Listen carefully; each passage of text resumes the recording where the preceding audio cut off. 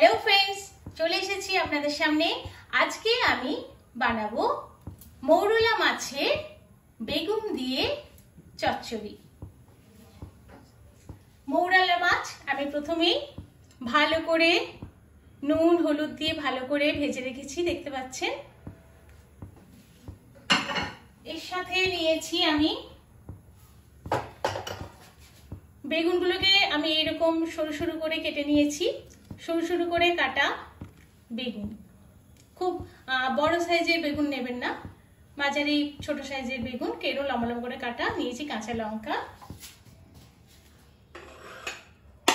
তার সাথে নিয়েছি পেঁয়াজ কুচি, সর্ষে বাটা সেই রকম ভাবে ছেঁকে রেখে দিয়েছি আমি জলে ভিজিয়ে। আর সাথে নিয়েছি সর্ষের তেল, কালো জিরে ফোড়নের জন্য, কালো জিরে, নুন, হলুদ আর লঙ্কা, শুকনো লঙ্কা গুঁড়ো। আমি কাঁচা লঙ্কাটা শেষের দিকে দেবো আর শুকনো লঙ্কাটা আমি যখন বেগুনটা তুলবো তারপরে দেবো। প্রথমেই আমি ফ্লেমটা বাড়িয়ে দিয়ে কড়াইটাকে গরম করে নেব। তারপরে আমি দিয়ে দিচ্ছি সেই বাঙালি প্রিয় সর্ষের তেল, যেটা ছাড়া আমাদের বাঙালি রান্না সবসময় অসমাপ্ত থাকে।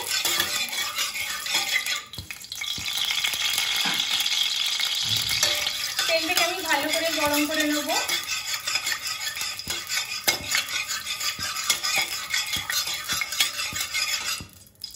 মাছটা তো আমি আগেই ভালো করে ভেজে রেখে দিয়েছি, মাছটা আমাকে আর ভাজতে হবে না আজকে।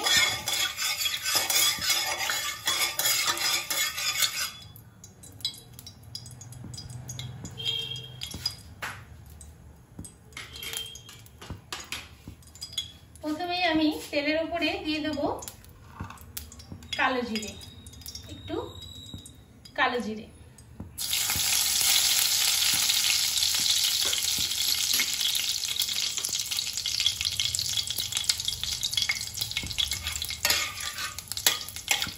কালো জিরেটা আমি একটু ভেজে নেবো। দেখবেন একটা খুব সুন্দর স্মেল তেলের উপরে যখন ভাজা হয় কালো জিরে, খুব সুন্দর একটা স্মেল বেরোয়। আস্তে আস্তে কালো জিরেটা স্মেলটা উঠছে। এরপরে আমি দিয়ে দেবো এই পেঁয়াজ কুচিটা। দেখেছেন আমি পেঁয়াজ কুচি নিয়েছি। মাছটা আমি নিয়েছি 250 গ্রাম মৌরলা মাছ। তাতে আমি দিয়েছি দুটো পেঁয়াজ দিয়েছি, দুটো পেঁয়াজ কুচি আমি দিয়েছি, দুটো পেঁয়াজ আমি কুচিয়ে নিয়েছি।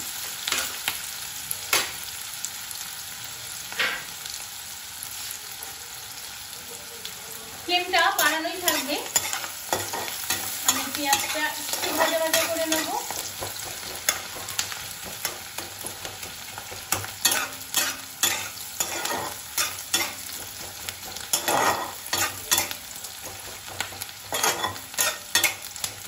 এখন তো বর্ষার সময় এই চুনো মাছগুলো, এই মৌরলা মাছ, একটু পুঁটি মাছ, এইসব চুনো মাছ বাজারে এখন ভালোই পাওয়া যায়।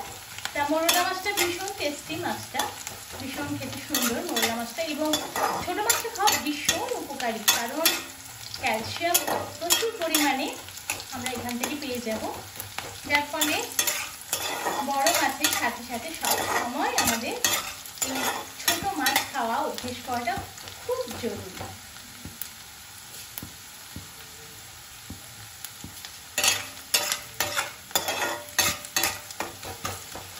পেঁয়াজগুলো হালকা বাদামি রঙের হয়ে যাচ্ছে।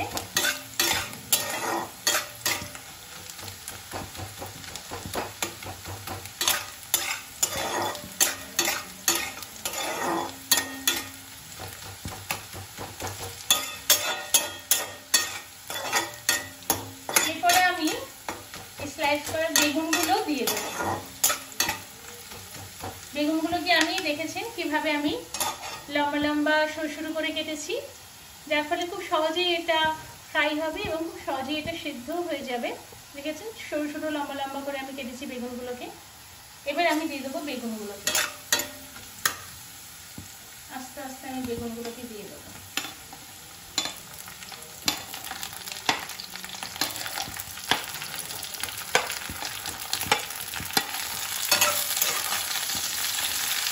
দিয়ে ভালো করে আমি বেগুনটাকে পেঁয়াজের সাথে মিক্স করে দেবো।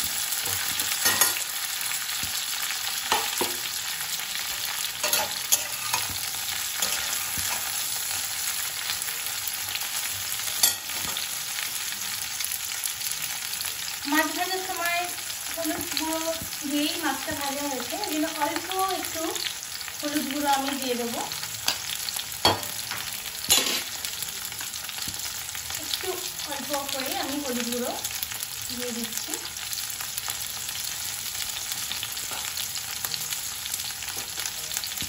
দিয়ে দিচ্ছি একটু শুকনো লঙ্কার গুঁড়ো, যারা ঝাল খেতে কম চান তারা এই শুকনো লঙ্কাটা অ্যাভয়েড করতেও পারেন, কারণ রান্নার শেষে কাঁচা লঙ্কাটা তো আমরা দেবো গোটা গোটা, সেটা থেকে ফ্লেভারটা চলে আসবে। আর যার দরকার মতো সে কাঁচা লঙ্কাটা খেতে পারবে। যদি কেউ গুঁড়ো লঙ্কা অ্যাভয়েড করতে চান তাতে কোনো অসুবিধা নেই, করতেই পারেন, গুঁড়ো লঙ্কাটা না খেতেই পারেন। কিন্তু যারা ঝাল ঝাল একটু পছন্দ করেন তারা গুঁড়ো লঙ্কাটা মিশিয়ে দিলে খুব সুন্দর খেতে হবে।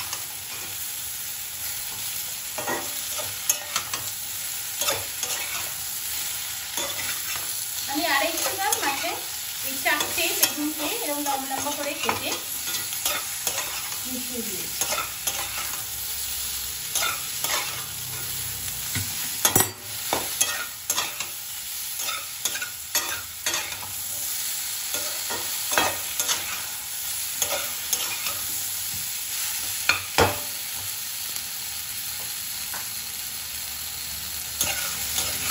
বেগুনটা একটু ভাজা ভাজা হয়ে গেলেই আমি এতে যে সর্ষেটা বেটে ছেঁকে রেখে দিয়েছি সেটা দিয়ে দেবো।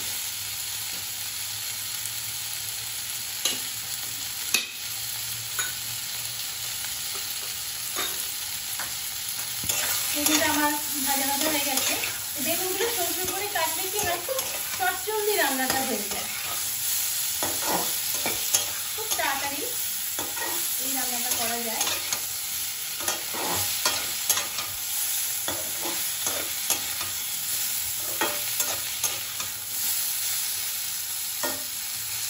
এবার আমি এতে আমার বেগুনটা ভাজতে ভাজতেই কিন্তু সেদ্ধ হয়ে গেছে, বেগুনটা ভাজতে ভাজতে আমার সেদ্ধ হয়ে যাচ্ছে।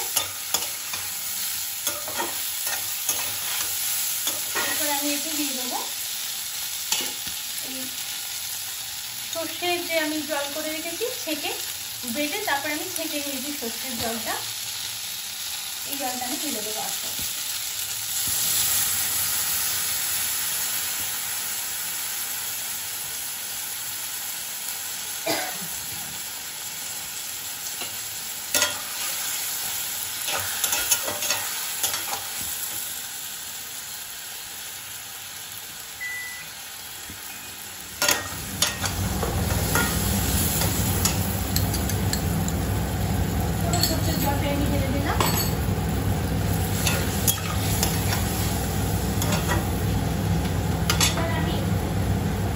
মাছগুলো ভেজে রেখেছিলাম, মোরলা মাছগুলো, এগুলো আস্তে আস্তে মিশিয়ে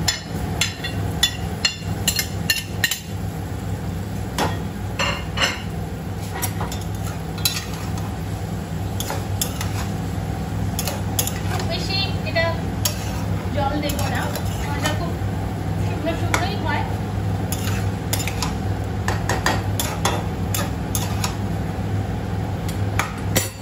তোমার বেগুন সেদ্ধ হয়ে গেছে, এবার আমি দিয়ে দেবো একটু নুন। মাছে তো নুন দেওয়া ছিল, বেগুনটার জন্য আমি একটু নুন অ্যাড করে দেবো।